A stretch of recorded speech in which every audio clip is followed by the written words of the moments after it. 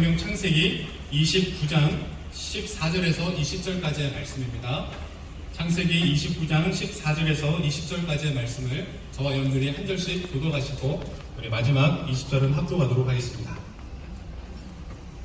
라반이 이르되 너는 참으로 내 혈육이로다 하였더라. 야곱이 한 달을 그와 함께 거주하더니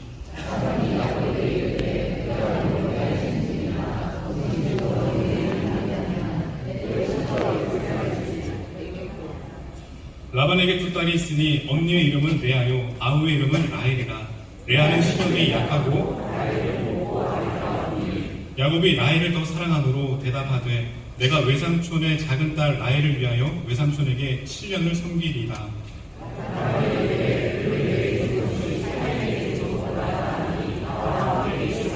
함께 읽겠습니다.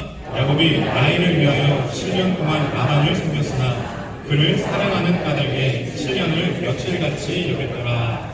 아멘. 하나님의 말씀입니다. 직장인 찬양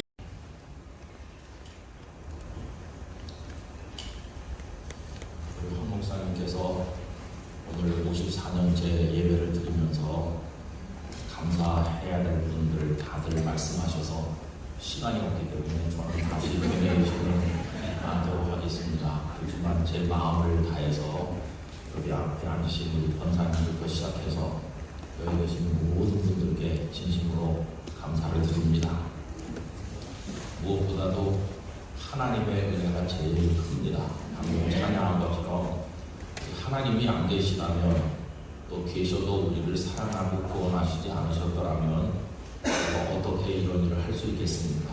하나님의 은혜 깊이 감사하는 마음으로 앞으로도 일주일에 한 시간을 여러분이 기억하시고 사랑해 주시기를 바라고 여러분의 영혼의 틈새 쉼터가 되는 그런 장소, 또 쉼의 그런 시간이 되는 그런 시간으로 여러분들에게 하나님께서 복 주시기를 원합니다. 우리는 다 주일에 열심히 교회에 가서 예배를 드립니다. 늘 하는 얘기지만은 평소에 그리스도인답지 못하다 하는 딜레마를 누구나 다 안고 있습니다. 저 같은 목사도 예외는 아니어서 집에 있는 식구들이 설교할 때는 목사 같은데 집에 오면 아닌 것 같다. 그래서 저도 집에 가면 집에 있는 양떼들한테 잘해야됩니다. 얘네들이 나가서 무슨 소리를 할지 모르기 때문에 그게 다 우리에게 있는 딜레마죠. 그래서 여러분 눈 뜨고 있는 낮에만 하나님의 사람인 것이 아니라 잠들어 있는 밤에도 우리는 하나님의 사람입니다. 낮에만 돌보시는 하나님이 아니시고 깊은 밤에도 우리를 눈동자와 같이 지키시는 하나님이십니다. 그래서 낮에 부름을 받든지 밤에 자다가 부름을 받든지 우리는 다 하나님의 품에 안길 줄 믿습니다. 은혜는 낮에도 있고 밤에도 있기 때문이죠. 예배당에 있을 때도 하나님의 자녀고 또 이렇게 평일날 직장에 출근하시고 일하실 때도 우리들은 하나님의 자녀입니다. 그러니까 우리의 신앙생활에는 통일성이 있어야 되는 거죠. 언제 어디서나 하나님의 은혜로 살고 하나님을 경외하고 하나님의 사랑으로 그 사람답게 살아야 됩니다. 그런 의미에서 오늘도 이쪽 시간을 내셔서 이 자리에 오신 여러분들 한 분 한 분에게 하나님의 특별한 은혜가 함께 하시기를 바랍니다. 지난 2015년에 만들어진 앤 해서웨이와 로버트 드니로라는 배우가 주연을 맡은 인턴이라는 영화가 있었는데요. 그걸 보면 그 여주인공이 젊은 여사장님이죠. 의류를 만들어서 굉장히 사업이 번창하는 회사의 사장님인데 이 남자 주인공인 그 로버트 드니로 이분은 그냥 은퇴한 노인입니다. 전직 회사에서는 제법 경력이 많고 상당한 자리에 있었던 분인데 은퇴하니까 삶이 무료해서 그 회사에 인턴 사원같이 취직했죠.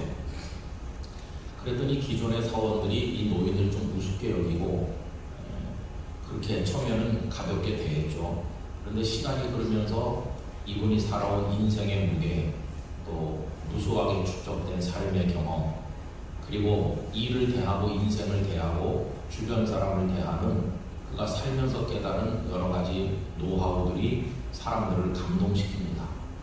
나중에는 그 여사장님의 회사 경영하는 업무에 관해서뿐만 아니라 그 여인의 육아 그리고 남편과의 관계 모든 인생사를 상담해주기에 이르게 되고 그리고 또 근무하는 회사 사원들의 인생에도 개입해서 좋은 방향으로 안내해주는 그런 내용을 줄거리로 하고 있습니다. 그 인턴이라는 이름으로 있지만은 사실은 베테랑 중에 베테랑인 것이죠. 되게 인턴 그러면 초짜 아닙니까? 초짜. 근데 참 이상한 인턴이죠.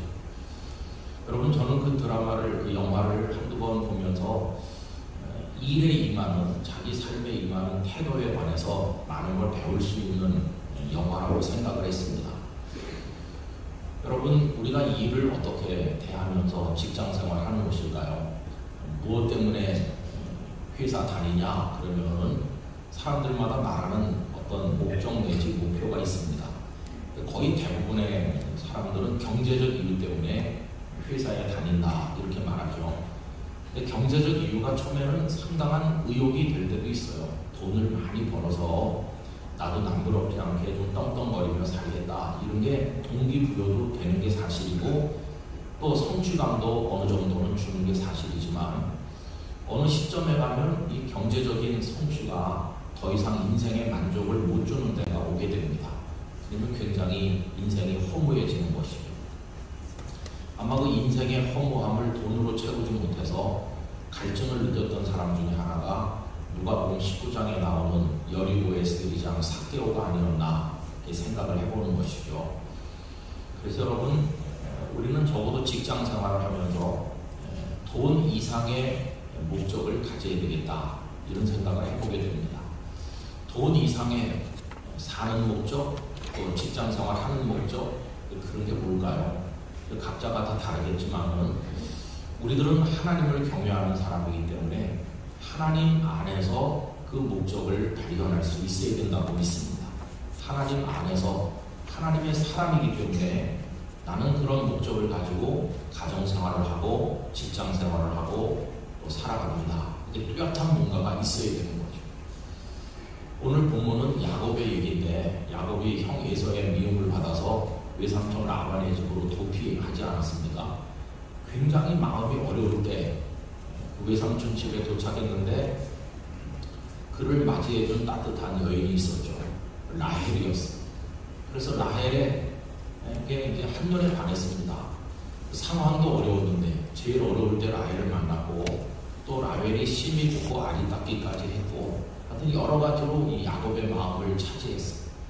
근데 얼마간 지난 다음에 그 외삼촌이 너 아무리 친척이지만 어떻게 무보수로 일하겠느냐 일해주는 대가로 너에게 뭘 주면 좋겠느냐 해가지고는 라헬과 결혼하는 조건으로 7년을 외삼촌에게 섬기기로 그렇게 했어요. 근데 여러분 오늘 말씀 맨 끝에 잘 아시는 구절이 나오죠. 그를 사랑하는 까닭에 7년을 며칠같이 지난번 우리 사용하던 개역 성경에서는 수일같이 이렇게 했습니다. 7년은 결코 짧은 시간이 아니죠. 굉장히 긴 시간입니다. 7년을 한 10번 반복하면 대개 인생을 마무리할 때가 다가오는 거니까 7년은 결코 짧은 시간이 아닌데 7년을 그냥 7일이나 되는 거죠. 며칠 안 되는 것처럼 그렇게 여기면서 힘든 줄 모르고 훨씬 일했다는 거예요. 여러분 지금 직장생활 하시는 마음이 어떠세요? 7년을 수일처럼 하고 계세요? 아니면 지금 근무하는 회사의 수일을 7년같이 하고 계세요? 이게 참 문제인 것이죠. 목사님 제 회사에는 라헬이 없어서 그래요. 생각하는 분이 계실지 모르겠지만 아까 말씀드린 것처럼 하나님 안에서 여러분의 라헬을 발견하셔야 되는 거죠. 그래서 거기서 7년을 그냥 수일처럼 며칠 안 되는 것처럼 할 수 있는 그게 있어야 되는 거예요. 근데 여러분 오늘 여기 말씀은 그 라헬을 증오했다면 아무리 라헬이 거기 있어도 그게 안 됐을 텐데 라헬을 사랑하는 까닭에 결정적인 이유는 사랑이에요. 사랑하기 때문에 그 7년을 며칠 안 되는 거죠. 저는 이제 인생의 관건은 바로 그 사랑에 있다고 믿습니다. 사랑하며 하는가, 이게 중요한 것이죠. 여러분, 목자와 싹군을, 참 목자와 싹군을 나누는 기준이 딱 하나입니다. 요한복음 10장에 예수님께서 나는 선한 목자다 이렇게 하시는데, 선한 목자와 싹군의 차이가 뭐냐면, 사랑으로 하면 선한 목자고, 사랑 없이 대가를 위해서 하면 그게 싹군이 되는 것이죠. 식당 밥하고 엄마 밥이 뭐가 다른가? 반찬이 식당 밥이 더 많은 날이 대부분이에요. 식당에 가서 먹으면 아무리 간단한 식사도 반찬 3가지, 4가지, 5가지. 어떤 집에 가면은 그 전주에 가서 비빔밥 먹으면 비빔밥에다가 반찬이 30가지 나오는 그런 식당도 있어요. 전주 비빔밥. 근데 엄마 밥은 반찬이 몇 개입니까? 엄마 밥은 진짜 반찬이 없는 날도 있어요. 근데 이상하게 먹고 돌아서면 엄마 밥은 배가 부르고 식당 밥은 배가 부르다. 옛날 어른들이 그렇게 말씀했는데, 이유가 뭘까? 그 엄마 밥은 밥이 아니고 사실은 사랑이거든요. 사랑으로 하시니까 그런 거죠. 모든 게 다 사랑입니다. 그죠? 그래서 저는 우리 직장인 예배 오셔서 예배 드리시는 분들이 여러분의 인생도 그렇고 회사 업무도 그렇고 가정생활도 그렇고 살아가는 삶 자체를 사랑의 어떤 동기부여를 받아서 하실 수 있었으면 하는 마음이 간절합니다. 근데 여러분, 사랑은 세상에서도 많이 얘기해요. 그죠? 진짜 싸구려 사랑부터 얼굴을 찌푸리게 하는 이상한 사랑부터 해서 온갖 종류의 사랑이 있지만, 지고지순한 사랑은 오직 하나님께만 있습니다. 하나님은 사랑이시니까, 그래서 하나님 안에 거함으로써 우리가 하나님의 사랑을 입으면 우리들이 사랑하는 마음으로 살아갈 수 있다고 생각합니다.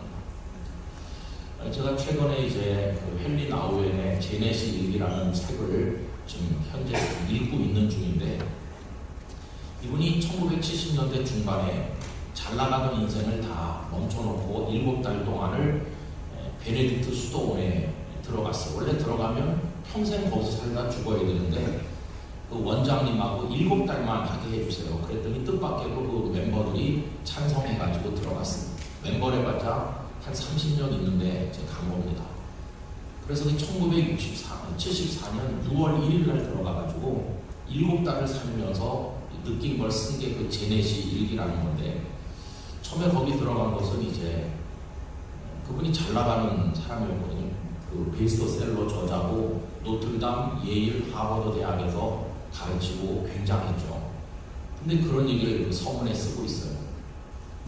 하나님에 대해서 이야기하느라 너무 바빠서 하나님과 함께할 시간이 없다. 또 책을 써서 베스트셀러가 되면 강연 요청이 더 많이 들어와가지고 더 하나님과 동행하는 시간이 없어지는 거예요. 이런 아이러니 속에서 고통받을 게 아니라 다 멈춰놓고 하나님만 바라보기 위해서 들어간 거죠. 근데 거기 가면 그냥 노는 게 아니라 업무가 주어지는데 노동이라는 걸 합니다. 노동. 맨 처음에는 빵 만드는 데 배치됐어요. 그래가지고 빵이 막 쏟아져 나오는데 그걸 운반하기도 하고, 그 수도원에서 만드는 빵이 아주 인기가 있어서 바깥으로도 많이 팔려가거든요. 어떤 때는 목재를 나누기도 하고 돌을 깨서 운반하기도 하고, 다양한 노동을 이제 날마다 그 노동의 내용이 바뀌는데, 근데 한 일주일 지나고 나니까 힘든 거예요. 6월 7일자 일기에 보면은 나는 여기 들어오면 조용히 성경을 읽고 좀 책도 읽고 묵상도가 모를 줄 알았더니 하루 종일 일만 시킨다. 이 노동을 이거 어떻게 견뎌낼 수 있나. 그래서 이제 거기 원장님하고 이제 미팅도 하고 여러 가지를 하는데, 그 중간중간에 보면 이런 얘기가 있어요. 노동이야말로 가장 거룩한 기도다. 노동이 기도로 수만이다면, 그런 얘기들이 그 속에 나오는 거예요. 저 그거 읽으면서 목회를 생각해 봤습니다. 우리 신학교 들어오는 목회자들은 주님을 위해서 뭐 죽겠다는 식으로 말하면서 들어왔는데 하나도 안 죽어요. 죽긴 뭘 죽습니까? 그냥 무대가 교회로 옮겨졌을 뿐이지 바깥에서 할 짓을 여기서 그대로 하는 저부터 시작해서 여전히 욕심도 안 죽었고 교만도 안 죽었고 하나도 안 죽은 채로 그냥 울타리가 교회 안으로 옮겼을 뿐이죠. 그리고 참 이상한 걸 발견했어요. 주를 위해 살면 주님은 나의 기쁨이시고 그러면 뭐 설교를 하고 목회를 하고 성도들과 만나서 지나는 게 이게 기쁨과 감사가 돼야 되는데 목사님들 휴가 가는 날만 기다리는 거예요. 참 이상하다. 성도들과 만나고 기도하고 설교하는 게 그게 즐거움이고 그게 기쁨이면 휴가 가라고 해도 저는 안 가요. 여기가 휴가예요. 이래야 되는데 왜 휴가 가는 날만 기다릴까? 이게 이제 노동이 된 거예요. 고통스러운 노동. 설교도 노동. 지금 저는 기쁨으로 하고 있어요. 야, 이게 목회라는 이름으로 교회 일, 조금 더 고상하게 말하면 주님의 일인데 주님의 일조차도 이게 노동이 될 수 있구나. 참 무서운 건데요. 그래서 주님의 일을 멈춰놓고 쉴 때가 이게 진짜 기쁨 있는 시간이라면 이거 이상한 거 아닙니까? 그건 잘못된 거잖아요. 그래서 저는 교회에 머물러 있든지 교회 바깥에 있든지 주님의 일이라고 하는 걸 어떤 순간이든지 그 속에서 기쁨을 누리는 데까지 이르지 못하면 그 사람은 불쌍한 사람이다. 그런 생각을 하는 것이죠. 그래서 이렇게 기도합니다. 주님, 주일날 5번 설교하는데 성도들이 볼 때마다 목사님 너무 힘드시겠어요 그러는데 그게 힘들지 않고 행복이 되게 해주세요. 그게 기쁨이 되게 해주세요. 그리고 그 시간이 에너지가 소진되는 시간이 아니라 하늘의 에너지로 채워지는 시간이 되게 해주세요. 그런 기도를 드리고 있거든요. 여러분 이제 여기 끝나시면 간단하게 뭐 드시고 회사 사무실로 돌아가실 텐데 거기서 에너지가 채워지시기 바랍니다. 내가 살아있는 거다. 내게 소명을 주신 거다. 내가 사랑하는 마음으로 해야지. 회사도 사랑하고 동료도 사랑하고 하나님 나에게 사랑의 은사를 부어주세요. 집에 돌아가면은 기다리고 있는 가족들도 사랑합니다. 제가 최근에 또 다른 책을 읽었더니 이런 얘기가 있어요. 그대 곁에 있는 그 사람이 운명적으로 영원히 사랑해야 될 사람이라는 걸 모르는가. 그러니까 이제 스쳐 지나가고 막 얼굴 붉히고 이렇게 헤어지고 그럴 사람이 아니라 사실 그 사람을 내가 일부러 만나서 사랑해야 된다면 80억이 넘는데 어디 가서 찾겠어요? 어디 가서 그 사람을 찾아서 만나겠습니까? 그런데 하나님께서 내가 찾지 않아도 내 옆에 보내주신 거예요. 사랑하면서 살아라. 그러니까 참 귀한 거예요. 집에 있는 그 남자를 더 이상 영감택이라고 부르지 마시고 하나님 80억 중에서 뽑아가지고 보내주셨다. 좀 생긴 게 좀 이상하긴 하지만 참 좋은 남자야 이렇게 하고 그러면서 여기 야곱이 사랑하기 때문에 수위를 견디는 것처럼 7년이라는 시간을 그냥 잘 이겨냈잖아요. 우리의 평생이 그런 모습으로 살아가는 나날이 되기를 간절히 바랍니다. 우리 장로님도 40년 정도 하셨죠? 이게 진짜 야곱보다 몇 수 위잖아요. 야곱은 7년인데 장로님 40년. 그리고 잊으면 안 될 게 있어요. 그게 뭐냐 하면 라헬은 예쁘긴 하지. 라헬은 매력이나 있지. 그래서 이렇게 했다고 치는데 주님 입장을 생각해 보세요. 주님이 우리를 사랑하는데 7년만 사랑하십니까? 평생 우리를 사랑하셨잖아요. 근데 주님이 야, 넌 어떻게 그렇게 생겨가지고 사랑이 생기지 않는다 이렇게 하신 게 아니에요. 주님은 우리같이 추하고 못난 죄인을 위해서 7년이 아니라 평생 우리를 여기까지 수일이 아니라 1분 1초밖에 안 되는 것처럼 사랑하시는 그 사랑을 입어서 우리가 오늘도 이 자리에 있는 것입니다. 주님이 그렇게 우리 사랑해 주셔서 이 자리에 있는데 여러분 우리도 주님을 사랑하면서 우리에게 주어진 삶을 어디든지 기쁨으로 감당하게 되기를 원합니다. 그래서 여러분 직장이 여러분들에게 천국이 되시길 바라고 거기서 마치 예배를 드리고 나오는 사람처럼 퇴근할 때 여러분들의 마음에 하나님의 거룩한 에너지가 충전되는 그런 축복이 되기를 간절히 바랍니다. 우리 직장인 예배에서 또 어제 음악회도 하고 그랬는데 하나님께서 많은 아이디어들과 열심을 주셔서 또 앞으로 새로운 일에 많이 도전하길 바라고 여기가 여러분들에게 작은 기쁨의 장소 주님을 만나는 곳이 되시기를 축원합니다. 기도하겠습니다.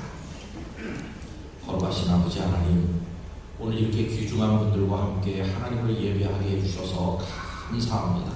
사랑하는 까닭에 7년을 수일처럼 여겼던 야곱처럼 또 이미 저희들을 평생 사랑해 주시는 주님의 마음처럼 저희도 그러한 마음으로 살아가고 주님을 섬기고 일터를 지키도록 역사해 주시옵소서. 한 분 한 분에게 복을 주시기를 원하옵고 이제는 우리 구주 예수 그리스도의 은혜와 아버지 하나님의 사랑과 성령님의 교통하심이 함께한 모든 분들 위해 영원히 충만하시기를 축원하옵나이다.